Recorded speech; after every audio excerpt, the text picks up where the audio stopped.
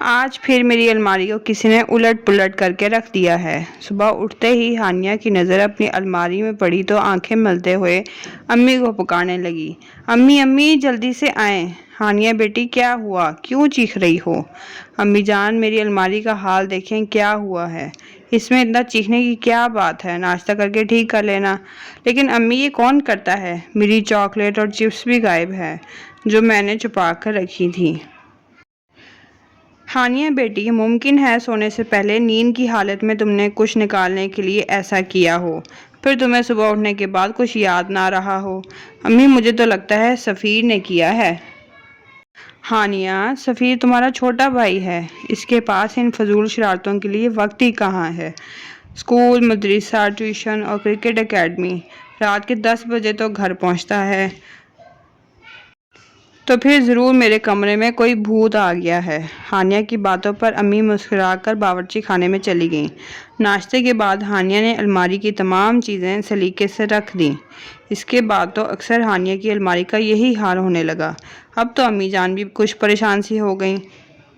ہانیہ نے روتی صورت بنا کر کہا، امی مجھے تو لگتا ہے اس الماری میں ضرور کوئی بھوت ہے، آپ مجھے دوسری الماری لے کر دیں، میری ساری چاکلیٹیں غائب ہو جاتی ہیں، آج تو میری نئی پنسل اور ڈرائنگ کی کاپی بھی غائب ہے۔ ہانیہ کی امی نے کچھ سوچ کر اس بھوت کو پکڑنے کی ٹھان لی تھی۔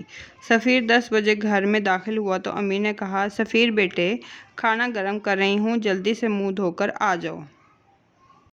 ہانیہ آپی نے آج کھانا جلدی کھا لیا ہے اور وہ بے خبر سو رہی ہے۔ سفیر اچھا کہتے ہوئے اپنے کمرے میں گیا۔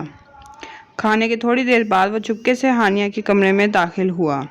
ہانیہ گہری نیند سو رہی تھی۔ سفیر مسکراتے ہوئے سوتی ہوئی ہانیہ کو دیکھ کر الماری کی طرف بڑھا اور آہستہ سے الماری کھولی، کپڑوں کو الٹ پلٹ کر کے کچھ تلاش کرنے لگا۔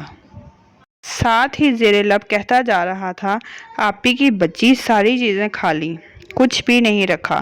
پھر مسکرایا، ہاں مل گیا، واہ مزیدار نمکو۔ اس نے جلدی سے پیکٹ کو جیب میں ڈالا۔ سب چیزیں بے ترتیب چھوڑ کر جیسے ہی کمرے سے باہر نکلا، امی جان کو سامنے کھڑا پایا۔ اچھا تو یہ تم ہو الماری کے بھوت؟ سفیر کتنی بری بات ہے، میں نے تمہیں اتنا مصروف رکھا ہے تاکہ تم بری صحبت سے بچے رہو، لیکن تم بہن کو تنگ کرنے سے باز نہیں آتے۔ سفیر نے شرمندہ ہوتے ہوئے کہا، معاف کر دیں امی جان، میں آئندہ نہیں کروں گا، میں ہانیہ آپی سے بھی معذرت کر لوں گا، ہانیہ سے کچھ مت کہیے گا۔ ہانیہ نے صبح اٹھ کر اپنی الماری کی یہ حالت دیکھی تو پھر چیخنے لگی۔ امی آئیں اور ہانیہ کو اس حال میں دیکھ کر مسکرا دیں۔ ہانیہ بیٹی آج کے بعد ایسا کبھی نہیں ہوگا۔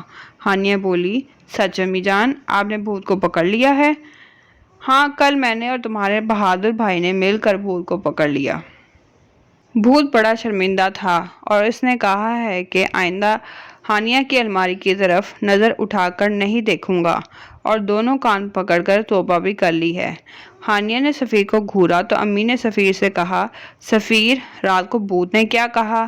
سفیر نے اپنی دونوں کان پکڑتے ہوئے کہا، بھوت نے کہا تھا کہ آئندہ کبھی ہانیہ آپی کو تنگ نہیں کروں گا، اور ہاں بھوت نے یہ بھی واپس کر دیا ہے۔